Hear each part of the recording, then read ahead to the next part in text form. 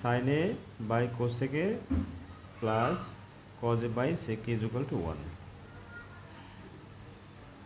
আমরা লিখব এখন left hand side.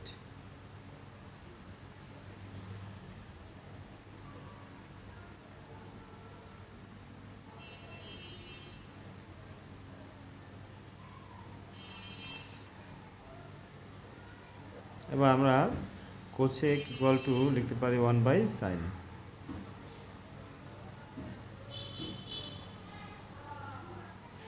Sec equal to লিখতে 1 বাই কস।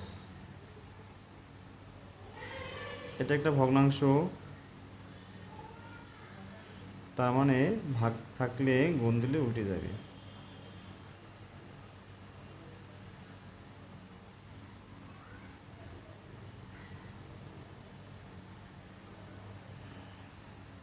এবার আমরা সাইনের সাথে সাইন গুণ দেব, সাইন স্কোয়ার হয়,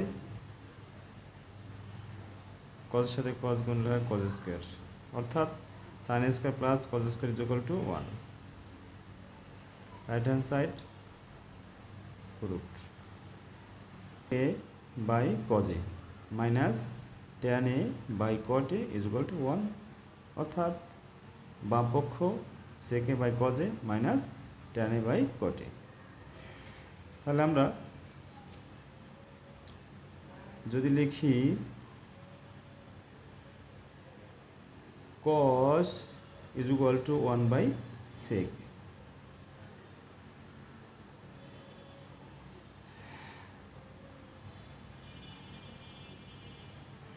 আবার cot is equal to 1 by tan। এবার আমরা দেখতে পাই এটা একটা ভগ্নাংশ এবং সেকও একটা ভগ্নাংশ, অর্থাৎ এর নিচে 1 আছে। তাহলে আমরা ভগ্নাংশ দুটি ভাগাকারে আসবে, তাই গুণ দিলে ভগ্নাংশটি উল্টিয়ে যায়।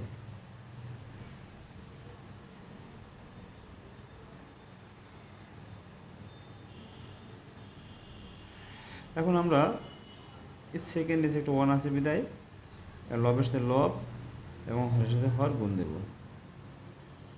তার মানে সেকেন্ড স্কোয়ার হয় মাইনাস ট্যান স্কোয়ার হয়। তাহলে sec square minus tan square is equal to 1। তাহলে আমাদের এটা হচ্ছে ডান পক্ষ, প্রমাণিত। 1 by 1 plus sine square plus 1 by 1 plus cosec square is equal to 1। আমরা লিখবো লেফট হ্যান্ড সাইড।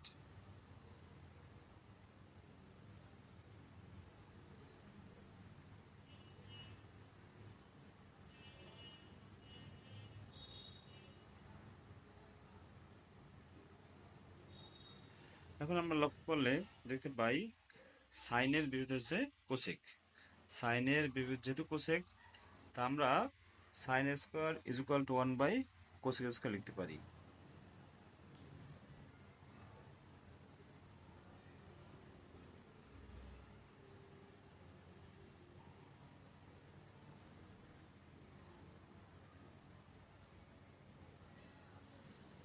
এখন আমরা শুরু করব।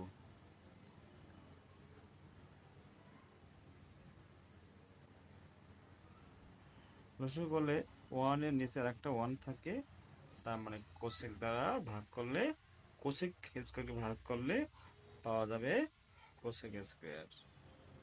তাহলে ভাগফল যেহেতু কোসেক স্কোয়ার পেয়েছি, তাই 1 এর সাথে গুণ কোসেক স্কোয়ার হয়। কোসেক স্কোয়ারকে কোসেক দ্বারা ভাগ করলে 1 পাওয়া যায়, সেই 1 1 দ্বারা গুণ।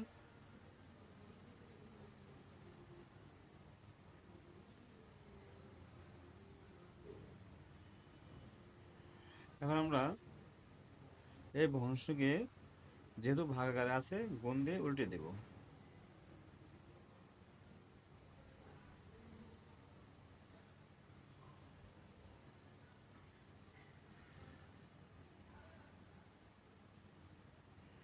ওয়ানের সাথে গুণ দিলে কোসেক স্কোয়ার হয়।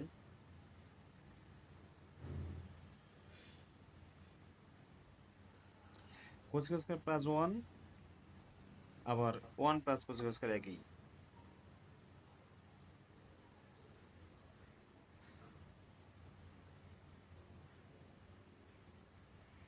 তার মানে 1 প্লাস কোসেক স্কয়ার লসাগু করলাম।